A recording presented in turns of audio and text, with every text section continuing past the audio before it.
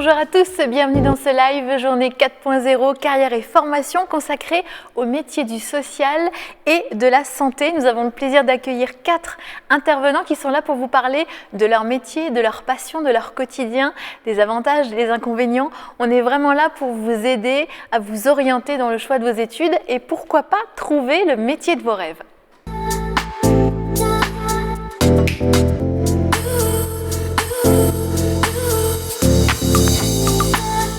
J'ai hâte de vous faire découvrir nos intervenants. Alors vous pouvez enlever vos masques. N'oubliez pas que vous pouvez poser des questions à tout moment. Comment? Eh bien c'est très simple. Rendez-vous sur la page Facebook M2A si vous n'y êtes pas encore. Et nos modérateurs sont là, sont prêts. Ils prennent dès à présent vos questions et on y répond en deuxième partie d'émission. Alors on va démarrer avec vous Marina, bonjour. Vous êtes assistante sociale. On va découvrir ensemble les richesses de votre métier.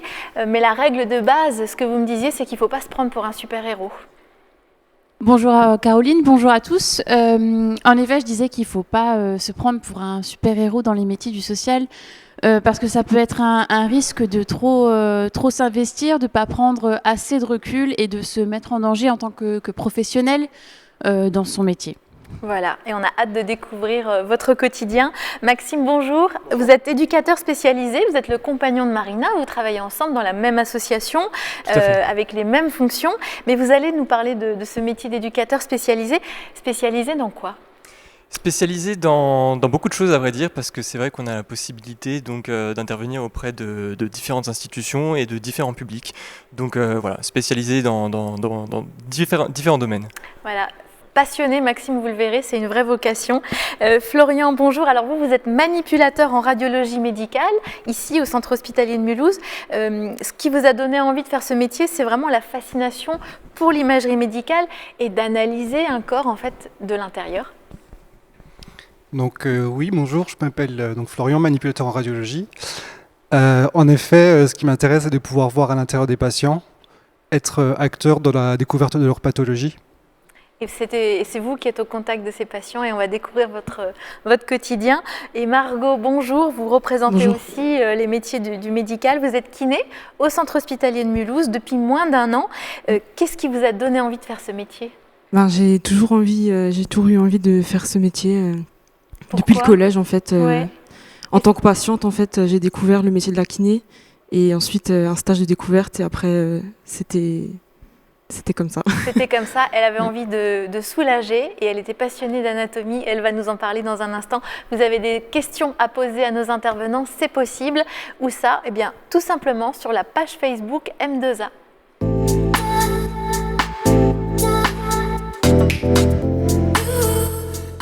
Alors Marina, assistante sociale, expliquez-nous quelle est votre fonction au quotidien ? Alors, je travaille dans un centre d'hébergement et de réinsertion sociale. Donc, je suis assistante sociale de formation, mais sur ma fiche de poste, je suis référente éducative. Donc, j'accompagne des familles, des couples, des personnes seules, des hommes, des femmes, de manière assez globale pour leur permettre de se réinsérer dans la société et d'être plus autonomes. Le but, c'est qu'ils aient plus besoin de nous à la fin. C'est ça, vous les accompagnez le plus loin possible. Qu'est-ce qui vous motive finalement chaque jour ? Ce qui me motive tous les jours, c'est qu'on peut avoir le fruit de notre travail par le biais de la parole des personnes et voir qu'elles peuvent réussir, que ce soit professionnellement, socialement, aussi avec leurs enfants. C'est assez satisfaisant de voir le résultat de notre travail sur les personnes. Comment ça se passe la première approche, la première fois que vous les rencontrez ? J'imagine qu'il y a vraiment une phase d'adaptation, de mise en confiance. C'est vrai, le moment de l'accueil est toujours assez important parce qu'il faut savoir être à l'écoute, être assez clair, bien expliquer les choses, bien mettre la personne à l'aise pour pouvoir créer une relation de confiance. C'est très important, c'est vrai. Et il y a plein d'infos à leur donner, hein. C'est ce que vous expliquiez, c'est compliqué, le cheminement administratif est compliqué. Ouais. Exactement, on accueille des personnes qui sont en difficulté, diverses et variées, et souvent on les inonde un peu d'informations, donc il faut vraiment être très clair, on leur donne beaucoup d'infos, C'est parfois assez long, mais on prend le temps de le faire et en général, ça fonctionne bien.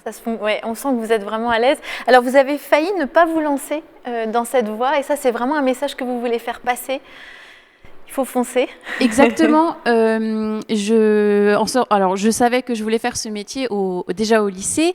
Sauf que je n'avais pas eu vraiment le courage de me lancer dans les concours, car il faut passer un concours pour arriver en école. Parce que souvent, on entend que quand on est trop jeune, on n'a pas l'expérience, on n'est pas prêt pour faire des métiers du social. Donc, je ne me suis pas lancée, je suis allée en fac de sociologie.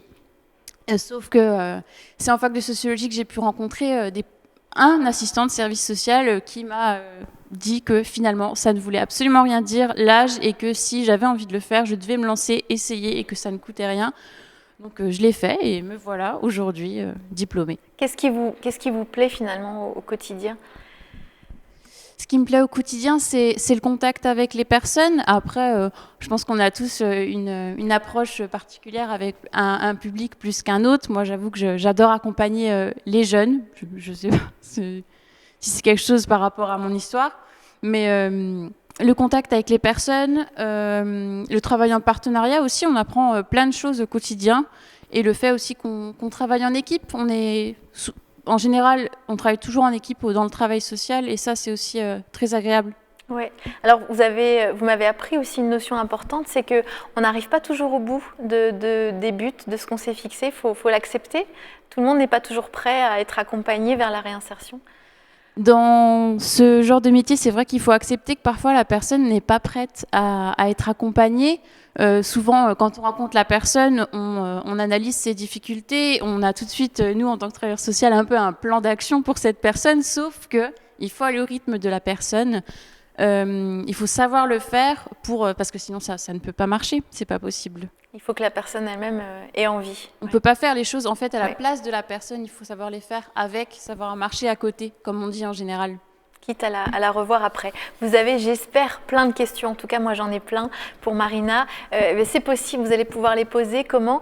Rendez-vous sur la page Facebook M2A si vous n'y êtes pas encore. Nos modérateurs sont là, sont prêts à prendre vos questions. Elle y répond en deuxième partie d'émission.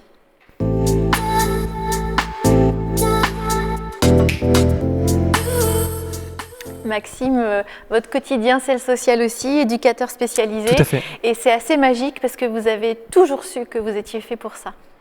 Toujours su, en effet, c'est vrai que depuis le collège, en fait, j'ai eu cette volonté, en effet, d'intervenir dans ce secteur.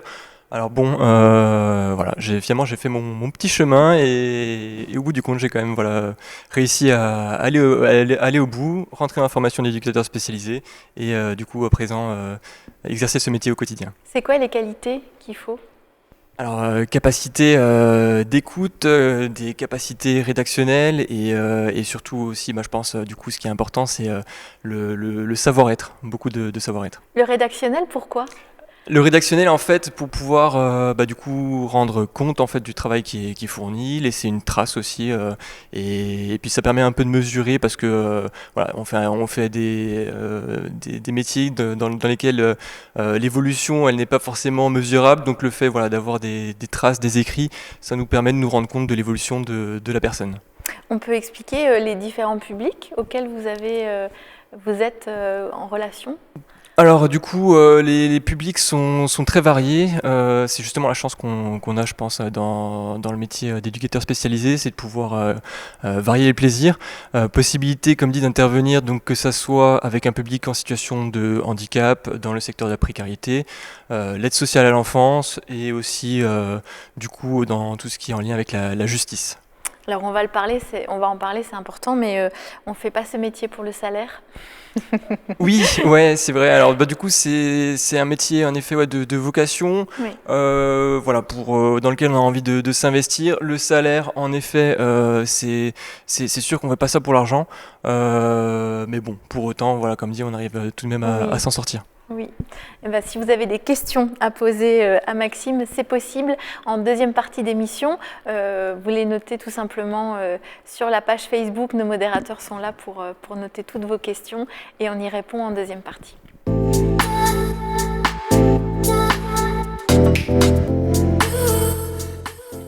Florian, votre métier de manipulateur en radiologie est vraiment à distinguer avec le métier de radiologue. Ça n'a rien à voir. C'est quoi la différence? Alors, en effet, manipulateur en radiologie, c'est la personne qui est avec le patient. Le radiologue, c'est la personne qui interprète l'examen. Donc nous, on fait les images, aussi bien en radio, scanner, IRM ou tout autre examen. Et derrière, on a le radiologue qui se charge du diagnostic. C'est un poste qui n'est pas évident parce que vous êtes au contact du patient, vous avez le résultat de l'imagerie sous les yeux et vous ne pouvez pas donner le diagnostic que vous voyez. Vous êtes là juste pour accompagner le patient jusqu'à ce qu'il rencontre son médecin. C'est ça? C'est une difficulté? C'est tout à fait ça. Donc on va dire qu'on a des bases au niveau des pathologies, on va pouvoir reconnaître certaines maladies sur les images, sauf que quand le patient sort de la salle d'examen, on ne peut absolument rien dire. C'est forcément son médecin qui va donner le résultat à l'examen. C'est pas trop dur à gérer? Alors, la plupart du temps ça se passe bien, il peut arriver que parfois les gens soient un petit peu persistants. Oui. Dans ce cas, on leur conseille d'aller voir rapidement leur médecin. Comme actuellement, les résultats se font assez rapidement. C'est bien géré. Expliquez-nous quelles sont vos spécialités, parce que chacun effectivement est affecté à des services différents. Vos spécialités à vous, c'est quoi? Alors, donc moi, je fais de la radiographie, du scanner et de l'IRM, spécialisé dans la neurologie et l'ostéo-articulaire. Et donc, vous travaillez en milieu hospitalier, mais vous pourriez très bien travailler dans d'autres structures, en fait. Donc oui, tout à fait. Nous pouvons travailler aussi bien dans le secteur public que privé. Donc il y a les hôpitaux, on peut travailler en clinique, dans des cabinets de radiologie privés. Alors il y a des secteurs aussi très particuliers. Vous avez touché du bout de doigt aussi la manipulation radio en bloc opératoire. C'est complètement différent de ce que vous faites aujourd'hui et c'est assez fascinant. Par contre, voilà, c'est un autre état d'esprit. Expliquez-nous un peu en quoi ça consiste. Alors c'est vrai que le métier de manipulateur, il est très diversifié, on a énormément de domaines différents dans lesquels on peut travailler. Donc par exemple, on pourrait travailler en effet au bloc opératoire. C'est un univers un petit peu à part. On travaille dans une équipe qui est déjà formée, où on rejoint des infirmières et des chirurgiens. On ne travaille pas dans un univers habituel puisqu'on est habitué à travailler avec des radiologues. Et donc concrètement, vous accompagnez le travail du chirurgien en parallèle de l'intervention. C'est vraiment... on va dire un duo, c'est ça? Ben, tout à fait. On est là principalement pour de la traumatologie, surtout en urgence. On est là pour des patients qui ont des problèmes vasculaires ou encore des patients pour des problèmes d'urologie. Oui, c'est des postes dont on n'a pas forcément connaissance. Alors quel est votre niveau d'études? Quel est votre parcours de formation? Donc, après le bac, c'est 3 ans d'études. Il existe 2 diplômes différents. Le DE de manipulateur en radiologie ou le DTS en imagerie médicale et radiologie thérapeutique. Ces 2 diplômes sont équivalents, c'est juste qu'ils dépendent tous les deux de 2 ministères différents, mais le résultat est le même, c'est le même diplôme à la fin. Voilà. Je suis sûre que vous avez plein de questions à poser à Florian ou à nos autres intervenants. Eh bien, c'est possible. Comment? Rendez-vous sur la page Facebook M2A.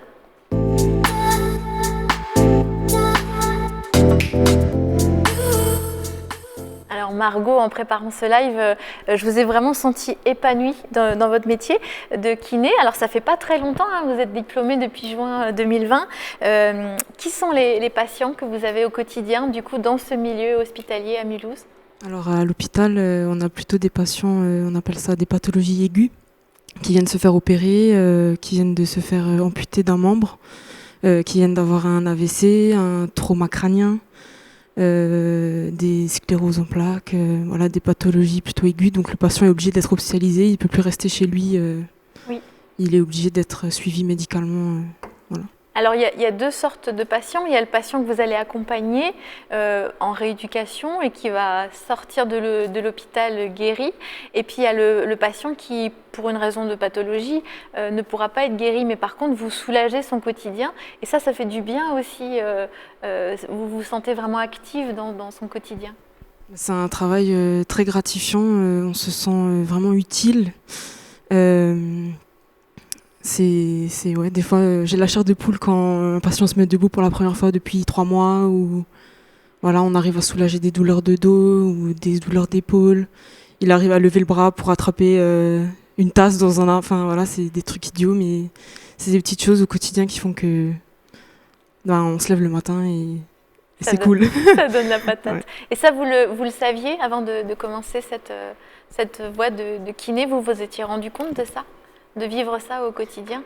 Vous saviez que vous allez le vivre avant de commencer?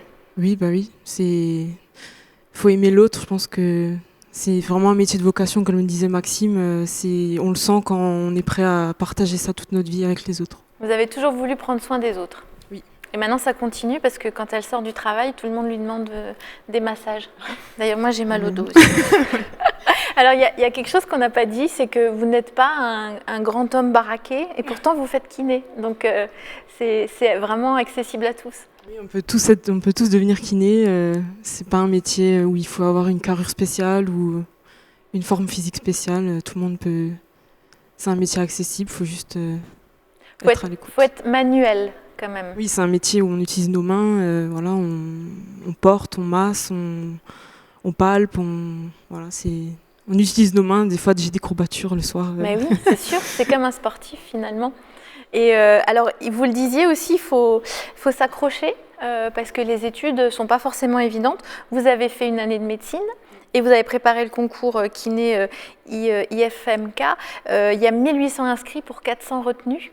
Alors, on en reparlera peut-être au moment des questions, mais s'il y avait des pistes à donner pour le réussir, ce concours, ce serait quoi?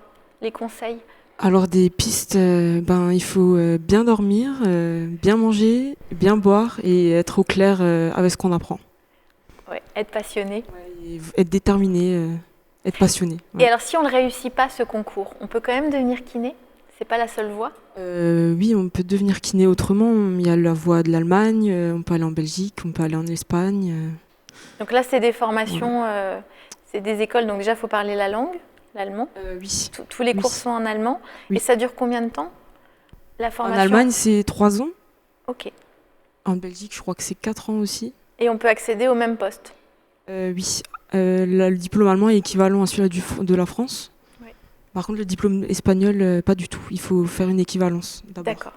Donc, plein de possibilités pour être kiné. Vous avez des questions à poser à Margot ou à nos autres invités. C'est possible. Rendez-vous sur la page Facebook M2A. Ça y est, elles sont arrivées. Les premières questions, on y répond tout de suite.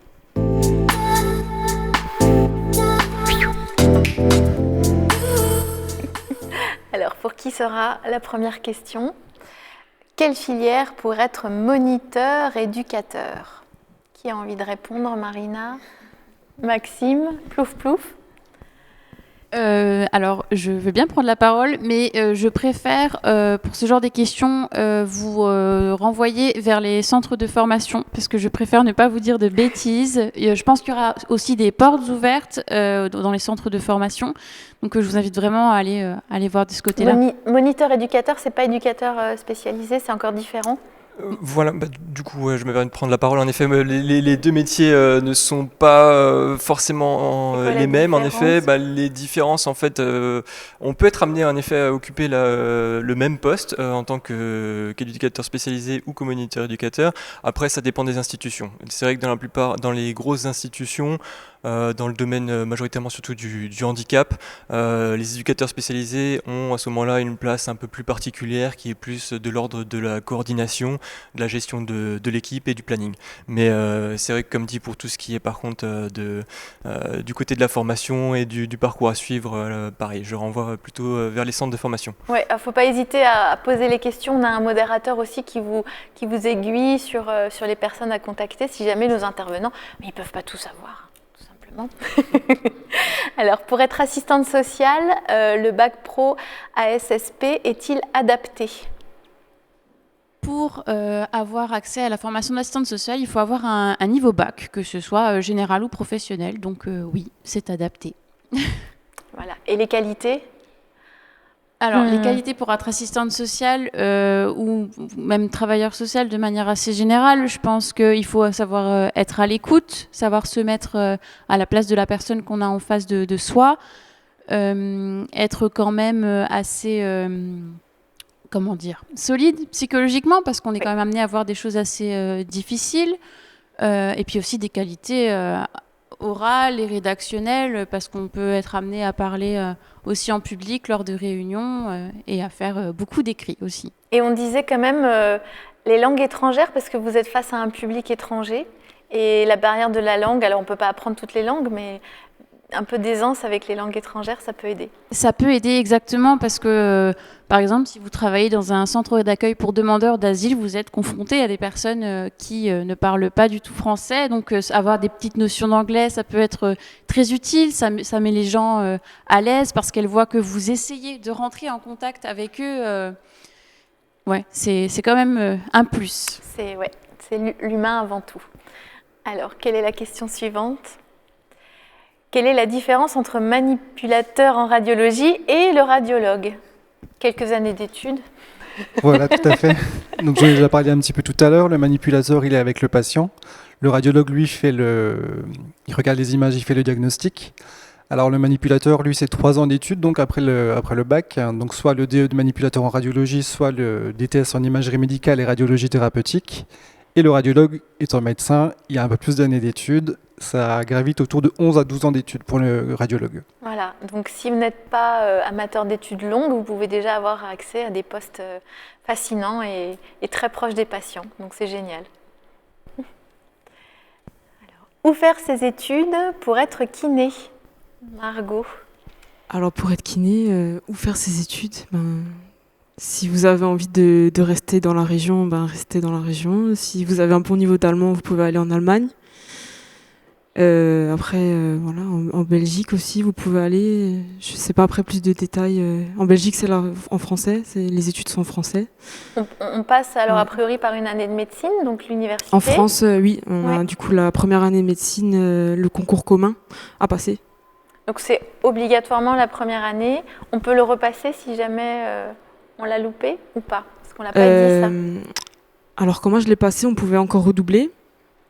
Maintenant cette année, je crois que du coup avec la réforme du bac, ils ont changé. Je sais pas plus des détails. Il y a une licence du coup qu'ils ont rajoutée pendant la première année de médecine au cas où il y a un redoublement en fait pour que l'étudiant ne soit pas déscolarisé ou sans option après. Sans formation. Sans formation. Donc à vérifier. Vous avez des questions dans le domaine du social ou du médical ? Eh bien, nos intervenants sont là pour répondre à vos questions. C'est très simple. Rendez-vous sur la page Facebook M2A si vous n'y êtes pas encore et posez vos questions et les modérateurs nous les passent là et on y répond en direct.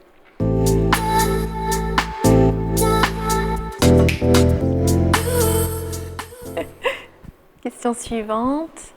En terminale ASSP, je souhaite devenir éducateur spécialisé en alternance. Y a-t-il une école adaptée ? Je pense qu'on a.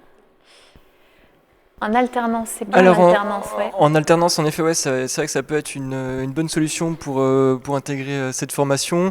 Alors, je sais que le centre de formation de Mulhouse, donc l'école supérieure de praxis sociale, a depuis cette année justement créé une filière spécifique pour les personnes qui veulent faire justement en alternance. Donc, il y a une filière alternance et une filière formation continue.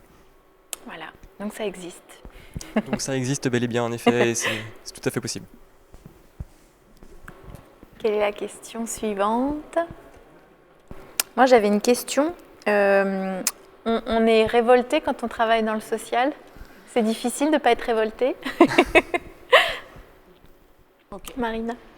Quand on travaille dans le social, il faut savoir que en général, on a toujours une petite partie de nous qui est une personne engagée parce qu'on travaille avec un certain public et forcément, les publics touchent à des politiques et on est forcément, je dirais pas toujours forcément révolté, mais on s'intéresse à ce qui se passe dans le milieu politique et vu qu'on est des acteurs de terrain, on peut voir aussi les dysfonctionnements et du coup, c'est aussi à nous en tant que professionnels de nous en remettre à la politique pour faire que les choses bougent quand il y a quelque chose qui ne va pas.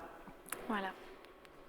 Pour compléter, ouais, c'est vrai que du coup, on peut être en effet des fois révolté, mais ça peut être aussi un peu moteur. Hein. Ce que j'expliquais, c'est que voilà, des fois il y a des situations un peu complexes et le tout en fait, c'est aussi de se lancer, de lancer une dynamique. Comme j'avais l'exemple de la situation à l'époque à Calais, où voilà, on était un peu tous révoltés de la situation, donc de cette fameuse jungle de Calais. Finalement, avec un groupe d'étudiants, on s'est motivé, on s'est décidé à partir finalement voilà, de nous-mêmes, par nos propres moyens, se rendre sur place pour les soutenir. Donc voilà, on est des fois en effet un peu révolté, mais ça peut être moteur. Oui, il y a un cadre et puis de temps en temps, c'est bien de déborder un petit peu, mais un petit peu. Alors, quelle est la question ? Quelles sont les contraintes de vos métiers ? Vous avez envie de démarrer peut-être, Florian ? Quelles sont les contraintes ? Ouais. Alors, au niveau du métier de manipulateur en radiologie, les contraintes, je dirais qu'il faut quand même, pour les patients hospitalisés, pas mal les porter, qu'on doit mettre les patients sur la table. Donc, quand c'est un patient dans le planning, par hasard, ça va, mais quand on enchaîne plusieurs patients hospitalisés, c'est vraiment pas facile. Donc physique, hein ? Le métier de manipulateur est très physique, oui. Même peu importe l'examen finalement, si le patient est hospitalisé ou s'il a un handicap, on serait bien obligé de l'aider pour l'installer sur la table d'examen. Puis il faut s'adapter aux radiologues aussi.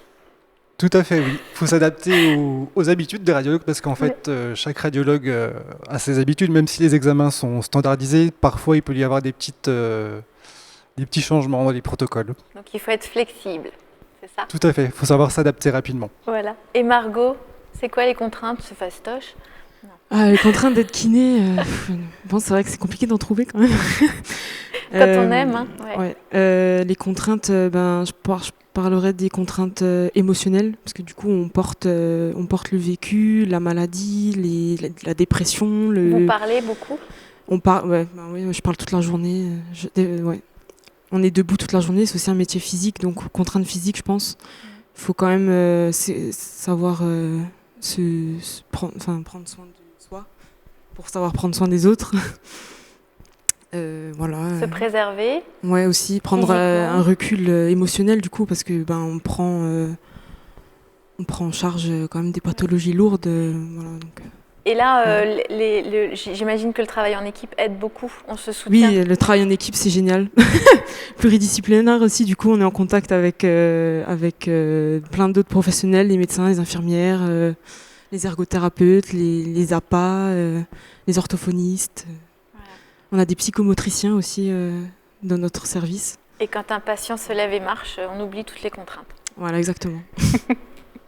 Vous voulez parler de vos contraintes à vous aussi ? Du coup, la contrainte, en effet, ça peut être aussi d'être confronté à des situations complexes et du coup de devoir faire la part des choses, parce que c'est vrai qu'on va beaucoup s'investir dans notre temps de travail. Donc le tout, c'est aussi après de laisser les choses de côté le soir quand on rentre à la maison. Voilà, donc c'est quand même aussi, ça peut être une forme de contrainte en tout cas de ce travail. Et pas évident quand on travaille en couple, en plus chacun dans le social, ensemble, c'est particulièrement difficile en effet de laisser les choses de côté, mais bon après voilà, le tout c'est justement d'essayer de se mettre une espèce de discipline, une rigueur, de laisser les choses voilà, qui sont de l'ordre du travail sur le lieu de travail, et après par contre de pouvoir un peu couper et passer à autre chose, parce que voilà, comme dit, l'idée c'est de pouvoir prendre un peu du recul aussi, et après on sera que meilleur, plus efficace en effet, et on pourra apporter des solutions. Et là aussi, j'imagine, quand on accompagne quelqu'un jusqu'au bout, toutes les contraintes s'évanouissent et on est satisfait. Tout à fait. Alors, y a-t-il des débouchés pour assistantes sociales et éducateurs ? Est-ce que c'est un secteur qui embauche ? C'est un secteur qui embauche. Effectivement, il y a énormément de postes qui sont proposés, très variés, très régulièrement. En général, une personne qui sort d'école n'a pas vraiment de difficulté à trouver un poste. Pour même répondre à cette question, personnellement, j'ai même trouvé un poste avant même d'être diplômée, un mois avant. Donc, c'est vrai, c'est pas trop compliqué. Ouais, idem. C'est vrai que 2 mois avant d'être diplômé, j'ai pu déjà intégrer un poste. Donc c'est sûr qu'en termes de débouchés, voilà, il y a des possibilités. Et en effet, comme dit, des possibilités aussi d'intervenir dans différents secteurs. Donc on trouve toujours un endroit, un secteur dans lequel on va pouvoir intervenir une fois qu'on a le diplôme. Voilà, c'est très large. Vous avez plein de questions à poser à nos intervenants. Bonne nouvelle, c'est possible. Si vous venez de nous rejoindre, vous ne savez pas comment faire, c'est très simple. Vous allez sur la page Facebook M2A. Nos modérateurs notent vos questions et nos invités y répondent en direct.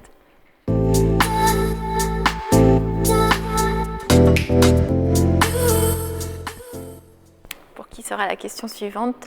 Faut-il prendre la spécialité SVT pour être kiné?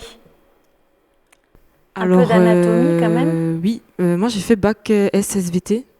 Ça m'a bien aidé en PACES du coup, en première année médecine, parce que du coup en SVT, la spécialité, on a abordé des thèmes, des chapitres qui ont débouché du coup sur des chapitres en première année médecine. Donc on a quand même une certaine base en plus que si on avait fait physique ou maths. Ouais. Après en physique on aborde aussi... Enfin, il y a aussi de la physique en première année de médecine, donc les trois. Enfin, je pense que l'aspect physique, SVT sont les plus proches de ce qu'on peut retrouver. Ouais. Vous étiez fasciné par l'anatomie? Alors, c'est le corps humain, c'est une machine exceptionnelle. Une fois qu'on a compris comment il fonctionne, on peut vraiment faire beaucoup de choses, on peut soigner beaucoup de choses avec nous-mêmes, en fait. Oui. Voilà. Merci. Question suivante. Est-ce qu'on gagne bien sa vie quand on est kiné? Alors, est-ce qu'on gagne bien sa vie? Ça dépend. C'est subjectif comme question parce qu'on gagne notre vie. Voilà, je fais pas ça pour l'argent. Après, je sais qu'en libéral, par exemple, le salaire dans un cabinet libéral est plus élevé qu'un salaire hospitalier, vu qu'on est salarié. Mais oui, on gagne bien notre vie. On gagne très bien notre vie. Voilà. Merci. Alors, que fait le manipulateur radio? Est-ce qu'il travaille uniquement à l'hôpital? Alors le manipulateur en radiologie, donc il peut travailler dans différents domaines, comme je l'ai dit. Donc c'est lui qui va faire les radiographies, c'est lui qui va faire les scanners, les IRM. S'il y a besoin d'injecter un produit de contraste, il pourra poser une perfusion au patient pour pouvoir injecter ce médicament. Il peut injecter des médicaments, des fois c'est nécessaire pour certains examens. On peut travailler dans de la médecine nucléaire, donc c'est le... Expliquez-nous, parce que c'est un terme qui peut faire peur. Moi, quand vous me l'avez dit au téléphone, j'ai eu peur. Donc la médecine nucléaire, le manipulateur injecte un produit radioactif au patient. Ce produit radioactif donc, se diffuse et permet de créer des images soit en scintigraphie, soit au TEP scanner. Et on peut travailler aussi en radiothérapie. Donc c'est le manipulateur qui lance les rayons pour les patients qui se font traiter pour un cancer. Ouais, donc c'est très large. Hein. Et on l'a dit, secteur hospitalier ou privé. C'est aussi... Tout à fait, oui. Secteur public ou privé, oui. Ouais. Voilà. Combien d'années d'études pour devenir éducateur? Alors pour la formation d'éducateur spécialisé, tout comme la formation d'assistant de service social, du coup, se fait sur 3 ans. Donc 3 années d'études. Voilà.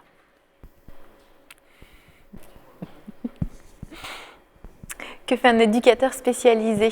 Avec quel type de public travaille-t-il?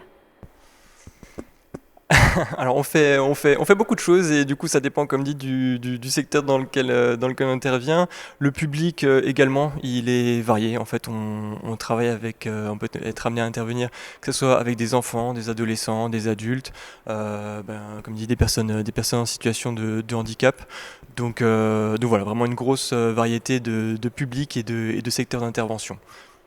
Et après, comme je disais aussi tout à l'heure, on peut être aussi amené à intervenir avec un public dans la justice, enfin des problématiques en lien avec la justice. Il y a un exemple, un souvenir qui vous a marqué, peut-être?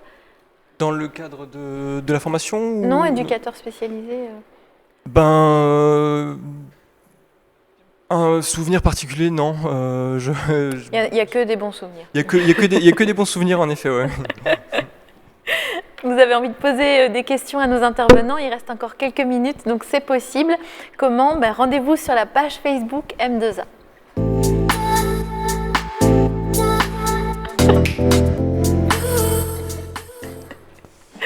Les questions arrivent. Alors, avec un bac STMG, est-ce qu'on peut faire assistante sociale? Comme je le disais quelques minutes auparavant, pour accéder à la formation d'assistante de service social, il faut avoir le niveau bac, que ce soit professionnel ou général. Donc, un bac STMG, c'est tout bon pour accéder à la formation. Foncez. Quelles sont les études pour chaque professionnel? C'est très... oui, alors on reprend? On reprend? Allez, Florian. Alors, pour faire manipulateur en radiologie, donc moi je suis sorti d'un bac scientifique. Il faut éventuellement sortir d'un bac où il y a tout ce qui est relié à la biologie, l'anatomie, physiologie, si c'est pas le bac scientifique. Sinon, donc après, c'est 3 ans d'études, soit sur le DE de manipulateur en radiologie, soit sur le DTS en imagerie médicale et radiologie thérapeutique. Voilà.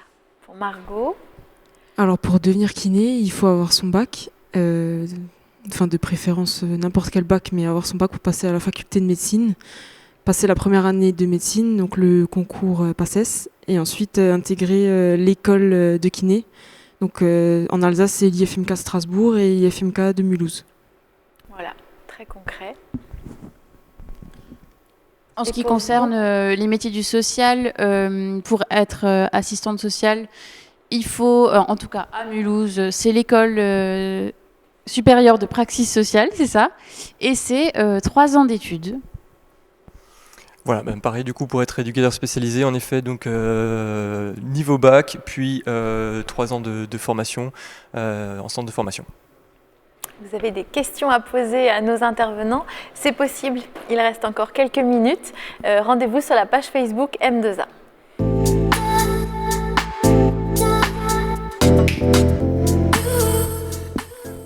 Alors, on me dit dans l'oreillette que l'émission touche à sa fin. Alors, que fait une assistante sociale dans son quotidien? Une assistante sociale dans son quotidien fait énormément de choses, mais de manière générale, elle peut autant avoir des rendez-vous au bureau, qu'aller au domicile des personnes, que voir les personnes dans d'autres lieux, les accompagner aussi à leurs rendez-vous dans les différentes institutions. Dans le cadre des rendez-vous, l'assistante sociale les accueille, elle les oriente vers d'autres endroits si c'est nécessaire. Elle informe les personnes aussi sur leurs droits, c'est très important. Elle les accompagne de manière générale pour qu'elles soient mieux. Il y a peut-être un exemple concret, Marina? Qu'est-ce qu'une assistante sociale peut faire? Ouais. Il y a tellement d'exemples. C'est ça, ouais. Je sais pas, une personne qui arrive en France, mais qui a obtenu par exemple un titre de séjour, elle ne connaît pas le système français et elle souhaite être remboursée pour ses soins de santé. On peut faire avec elle par exemple une demande de complémentaire santé solidaire et lui expliquer en quoi ça consiste et comment le système français fonctionne. Vous accompagnez aussi beaucoup pour l'aide à l'hébergement, pour que les gens puissent trouver un appartement, un logement? Exactement. Dans le cadre de mes missions au centre d'hébergement, on héberge les personnes en premier lieu. Et ensuite, l'objectif, c'est qu'elles puissent accéder à un logement autonome. Donc, on va déjà stabiliser la situation de la personne, qu'elle soit sociale ou financière, pour ensuite trouver avec elle un logement et tout en faisant attention à ce qu'elle soit capable aussi de pouvoir gérer toutes les responsabilités qu'un logement demande à avoir. Et oui, parce que c'est pas toujours le cas.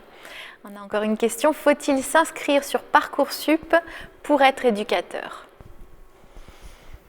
Alors oui, du coup, c'est vrai que après, c'est la passerelle en effet possible de passer par par Parcoursup pour pouvoir par la suite intégrer donc une formation d'éducateur spécialisé. Voilà, ce magnifique Parcoursup. Moi, j'avais une question pour Margot. À un moment donné, j'imagine qu'on a envie d'apprendre d'autres médecines. C'est possible d'avoir d'autres influences? Du coup, une fois qu'on est diplômé en kiné, on doit on se doit d'être formé en continu tout au long de notre carrière pour apprendre de nouvelles techniques. Voilà, la science, elle évolue, il faut la suivre. On peut suivre plein de formations. Maintenant de tête. Qu'est-ce que vous avez prévu de faire, par exemple? Alors, on peut suivre, du coup, en tant que kiné, on peut suivre la formation d'ostéopathie, donc avoir le double diplôme kiné-ostéopathe. On peut faire une formation en médecine alternative, on peut faire des formations en biomécanique, se spécialiser en neurologie, se spécialiser en respiratoire, en cardiologie. Voilà, on peut vraiment se former dans plein de domaines. Et on continue d'évoluer. Voilà, exactement. Ouais. Quelle option choisir au lycée pour être assistante sociale? Les langues. Alors, il faut savoir qu'en formation d'assistante sociale, il y a quand même quelques cours de langue. C'est pas la majorité des cours, mais il y en a. Mais quelle option choisir? Il n'y a pas vraiment d'option à choisir pour être sûr d'être pris en formation d'assistante sociale. Je pense que ce qui est important pour intégrer ce genre de formation, c'est d'avoir une certaine ouverture d'esprit, de s'intéresser à ce qui se passe un petit peu dans le monde, autant au niveau politique que culturel. Parce que tout ce qu'on fait, ça touche à tout ce qui se passe dans le monde. C'est la société. J'ai une triste nouvelle, il va être l'heure de se quitter.